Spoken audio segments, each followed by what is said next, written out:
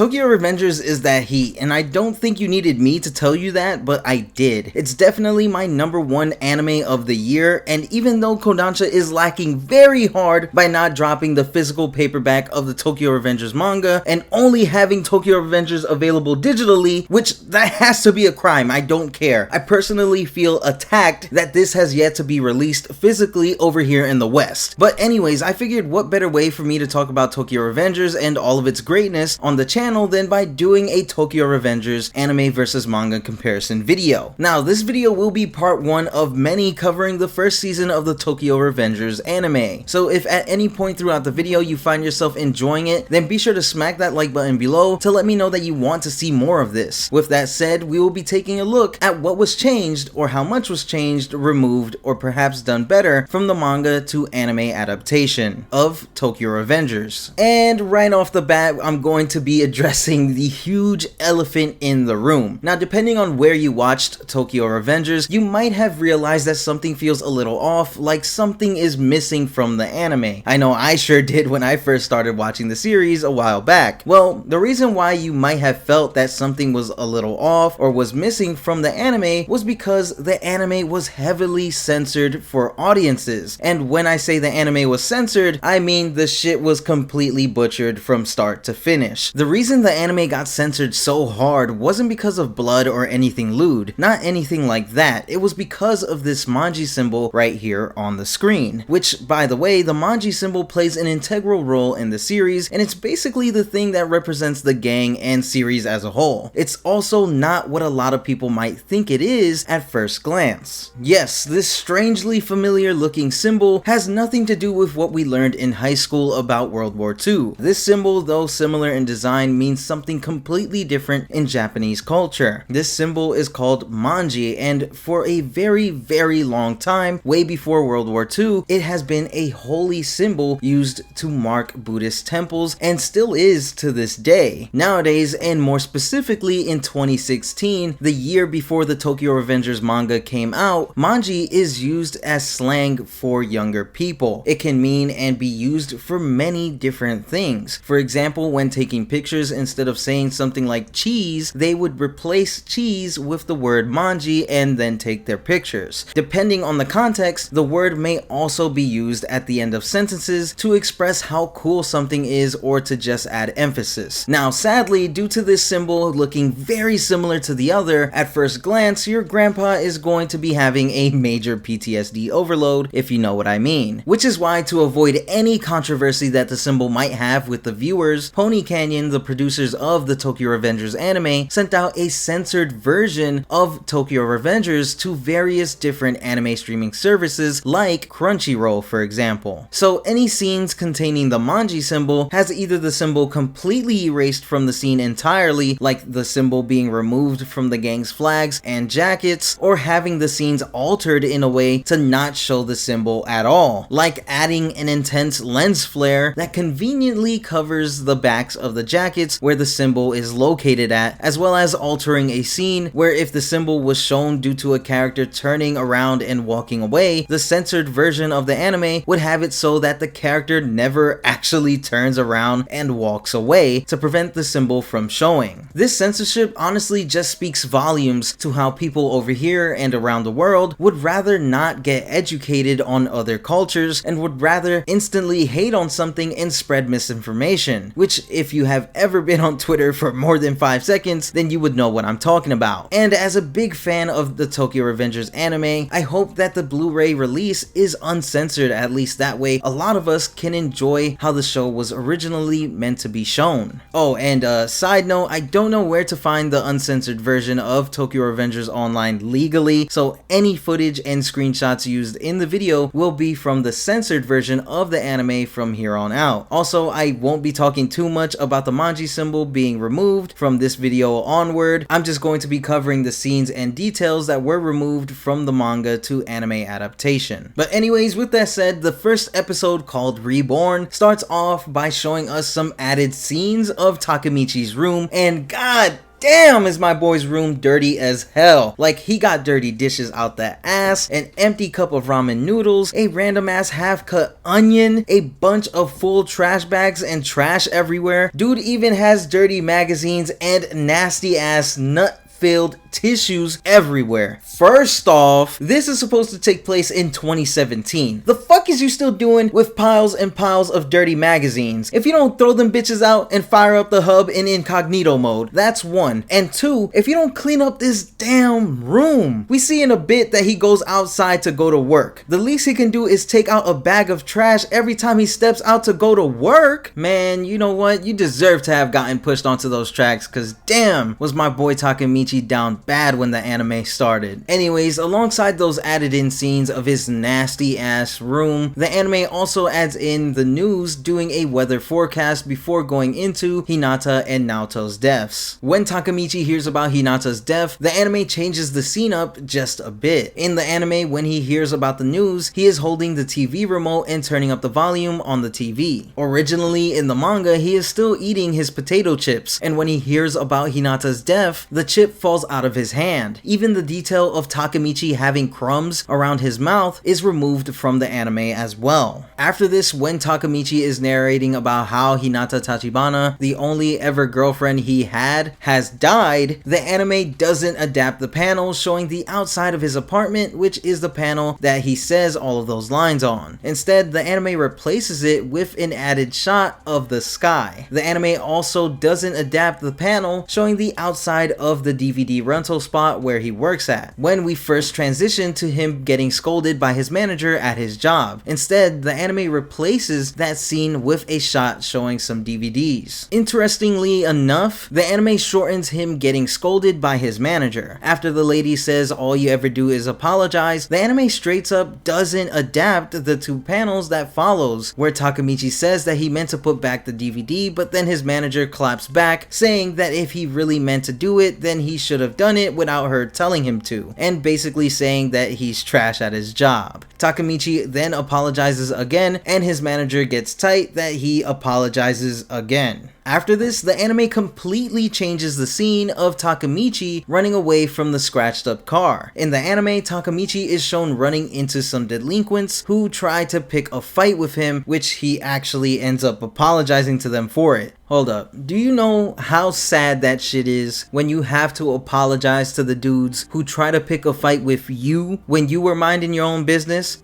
Hell nah. If it was me, I don't care if they were some little ass kids. I'll tell you that right now. They all getting stomped out. Everybody getting pow pows. Nobody is safe. Especially this little smug ass looking kid with the yellow hat and them fake ass Adidas. Ain't no kid rocking shoes from Payless about to start picking fights with me. I'll tell you that right now. Dude outfit don't even make sense. But anyways, they end up keying the side of some rich guy's car, which Takemichi ends up getting blamed for it, so he promptly runs away, as you should. In the manga, however, there are no little kids, and Takemichi is actually the one who purposely keys the rich guy's car, where he says out loud, "Die rich bitch." The rich guy even has some dialogue as well, where he says that he spent 8 million yen on the car that Takemichi had just keyed. For me, I like the manga version of the scene way better, since it gives us a little preview of Takemichi's delinquent side before he time leaps to his past delinquent self. The shot of a sign showing that the train to Shibuya will be arriving on track 14. I actually really like the added in shot of the sign because it ominously hints at Takemichi's fate with Train-kun. For some nice attention to detail, when Takemichi is about to get thrown onto the tracks, the anime adds in a scene showing a first person's perspective of the person who ends up pushing Takemichi onto the tracks, with him walking towards Takemichi from the back and us being able to hear the guy breathing as he gets closer to Takemichi. This was honestly a super cool addition, and the detail of the noisy crowd fading away as the breathing and footsteps get louder as the man gets closer was amazing. When Takemichi becomes another one of Train-kun's many victims, his life is flashing before his eyes. Here the anime adds in 2 random shots of these faucets and some shoes with a bucket full of water. The anime also doesn't adapt this panel where it looks like a school assembly is being held. After this, the anime sort of diverges itself a bit from the manga when Akun says that they are in public. Takuya right after is supposed to say, "Are we really gonna do it today?" which was gonna lead into the conversation of them talking about their upcoming fight with the second years at Mizo Middle School, while they are all walking together after Takamichi sees himself in the mirror. Instead, Takuya in the anime says that he's starving, which leads to a mini conversation about getting food, to them all being at a burger spot, which is where they then talk about their upcoming fight with the second years at Mizo Middle School while eating, instead of them all walking and talking about it like in the manga. Plus, I don't know why, but I love the addition of how Takamichi's screensaver on his flip phone is of him and his homies taking a goofy looking group photo together. Also, for an odd change in detail in the anime, Takuya is the one who sees Takamichi looking at himself in the mirror, while in the manga it's Akun who is the one who sees Takamichi looking at himself in the mirror. When Takamichi is thinking about Masaru, the anime adds in a shot of a younger Masaru and Takamichi. And since the anime made the change to them all being at the burger spot, the anime doesn't show this little funny moment of him reaching out being shocked about the whole thing when they are all laughing. Moving on, when we see the squad at the park, the anime doesn't adapt the panel that transitions to them all being at the park. When Takamichi and the squad find out that Masaru was capping about being the leader of the third year gang, I know there's a lot of people that's like that in real life, the anime removes Yamagishi's initial reaction. After this, the anime extends Takamichi and his boys getting the shit kicked out of them by a bit, with the anime adding in extra shots of them getting hit and shots of Masaru getting the third year some drinks. When Takamichi starts remembering his time spent being a slave for the Tokyo Manji gang, the anime adds in tons of shots showing how him and his friends were treated before he graduated and left. For a pretty cool added detail, when we see Takamichi leaving everything behind after he graduated, the anime adds in his boys and him going in the opposite direction. When we see the montage of Takamichi working, the anime removes the shot of when he first got his apartment, which looked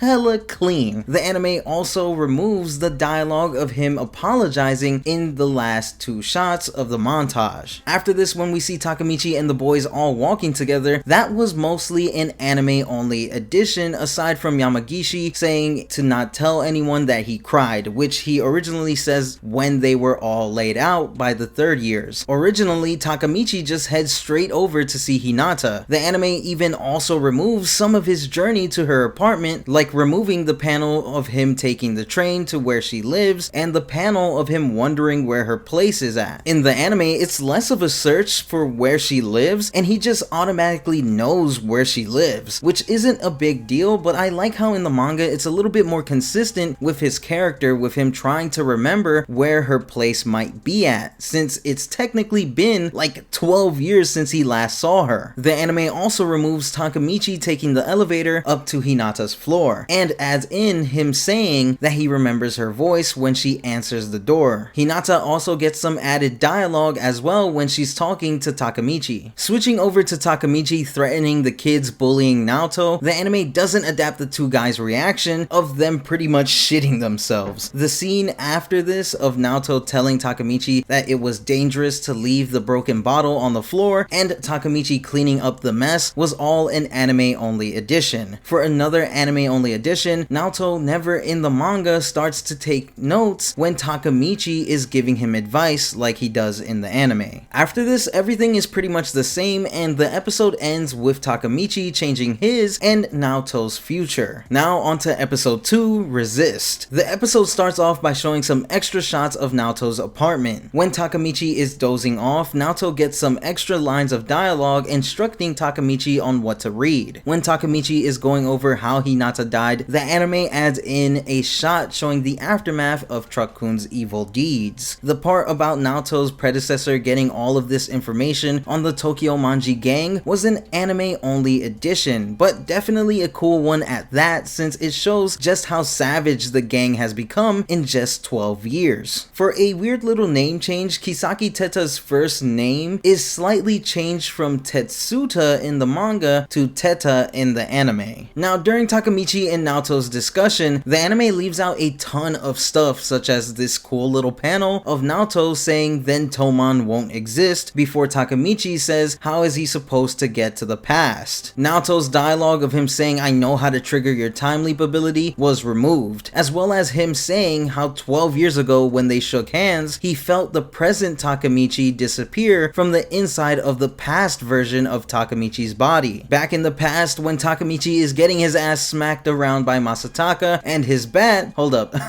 pause, that didn't sound right. But this scene was extended just a bit with Takemichi almost saying sorry. When we see Takemichi laid out after his beating, the anime adds in the bat that was used to beat him lying on the ground next to him. The anime also removes the 2 panels showing the street clock. At Hinata's apartment, when she says you're beat up more than usual today, that line was added into the anime. When Takemichi leaves Hinata's apartment, the scene of him looking back and Hinata watching him leave was an anime only scene, which was pretty cute, I'm not gonna lie. Switching over to Takemichi and the boys in the bathroom, the anime adds in Takemichi remembering Takuya's fight in the original timeline, which in the manga that never happens. Also, the anime adds in Akun having a bruise on his cheek, which is used to imply that he did try to take Takuya's place for the fight, but was rejected and punched in the face for it. I honestly really like this detail because it shows that Akun really rides for his boys, which is ironic because of what he does in the future with Karkun, but I'm getting a little ahead of myself. Still, the bruise was a pretty cool added in detail. Yamagishi almost touching Takuya with his dirty hands was also an anime only addition. Aside from some added in shots of Akun and the boys' reaction to Takemichi standing up for Takuya and challenging Kiyomasa, the episode ends with Takemichi and Kiyomasa standing face to face about to fight, which leads us straight into episode 3 titled Resolve. Now, during Kiyomasa's and Takemichi's fight, I mean, if you can even call it a fight, cause goddamn, Takemichi was getting absolutely destroyed in that fight. The anime adds in Akun pulling out a pocket knife and trying to head towards the fight to stab Kiyomasa to save Takemichi, which damn, the anime is really trying super hard to make you like Akun just so that twist with Karkun can really hurt you in the feels. But yeah, the whole thing with Akun and the pocket knife doesn't happen in the manga at all. In the manga, after the fight was over, he only admits to Takemichi about him thinking about getting a weapon and ending Kiyomasa. So with Akun walking towards the front of the crowd, Akun's lines saying that's enough and you're going to get killed was given to Yamagishi and Makoto. Even his surprised reaction to Takemichi saying not yet was removed due to this as well. Dialogue from some of the people talking in the crowd about how ballsy Takemichi was for lasting that long in the fight was removed in the anime. When Takemichi does his little speech and says that he's gonna save Hina, the anime doesn't adapt the panel showing Hinata after he tells Kiyomasa that he is going to have to kill him to win. Makoto and Yamagishi saying that they have to protect Takemichi was an anime only addition. Bars. For a weird change in dialogue, in the manga when Draken and Mikey show up, Akun is the one who recognizes who Draken is by the braid and dragon tattoo. In the anime, Akun's lines are given to Yamagishi instead. When everyone realizes who Mikey is, the anime removes the reactions of Akun, Makoto, Takuya, and Yamagishi. Even Akun's line saying the invisible Mikey, Toman's boss, is removed as well. After Kiyomasa gets kicked in the gut by Draken, the anime doesn't adapt the panel showing Takemichi's little reaction to Kiyomasa getting folded so easily. Anyways, as the black Air Force wearing god, Mikey himself was beating the absolute shit out of Kiyomasa, the anime doesn't adapt Draken looking so unfazed about this man getting destroyed. After Akun and Takemichi talk, the anime removes these 2 panels showing it transition from nighttime to daytime. When Hinata pulls shows up on Takemichi, the anime added the dialogue of them talking about walking to school being a date. In school, after Takemichi is seen with Mikey and Draken, Hinata, Makoto, and Yamagishi's interaction is slightly different in the anime. In the manga, Makoto and Yamagishi are gassing up the situation a lot more, saying that Takemichi is going to get murdered and that Mikey kidnapped him, with Hinata overhearing them say this and asking them if this was true. In the anime, the guys talk about the situation pretty casually and Hinata doesn't say a word to them and just walks past by them angrily. Now, when Hinata smacks Mikey across the face, the anime removes Takemichi's dialogue saying, "Hina, what the hell did you just do?" But that isn't all. In the manga, Hinata is somewhat more of a savage than her anime counterpart, and so are the other characters, especially when it comes to dialogue, because when Draken grabs her by the arm, he deadass calls Hinata a bitch,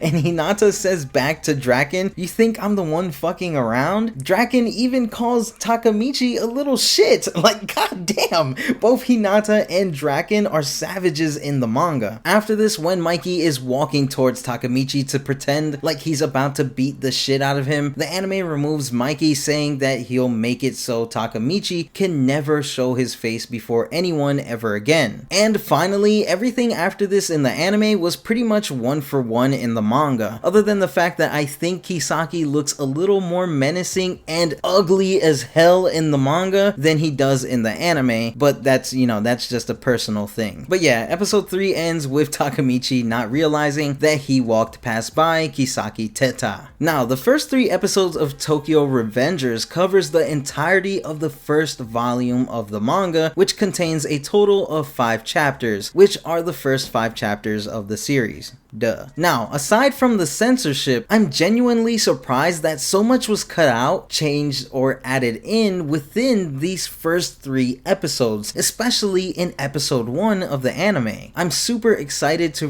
really go in on the differences for the later episodes. Like, this is fun. Honestly, the Tokyo Revengers anime was one of those releases that surprised me the most this year, and it instantly became one of my favorite animes that wasn't about superhuman people screaming and shooting beams at each other. So I'm definitely going to go in on the anime versus manga videos for Tokyo Revengers because the story is super cool to me. Let me know in the comment section below your thoughts on the changes made in the first 3 episodes of Tokyo Revengers. How do you all feel about the censorship version of the anime? Let me know everything in the comment section below. With that said, thank you for watching the first Tokyo Revengers anime versus manga comparison video. If you enjoyed the video, then be sure to Detroit smash that like button below and don't forget to share this video with your friends. If you are new to the channel and you want to see more anime versus manga content, then be sure to subscribe to the channel with notifications turned on to join the Kitoroki Hero Academia to become my hero. Doing all of this really does help the channel out a lot and it's always appreciated. Remember to stay plus ultra and I'll see you guys in the next one. Peace.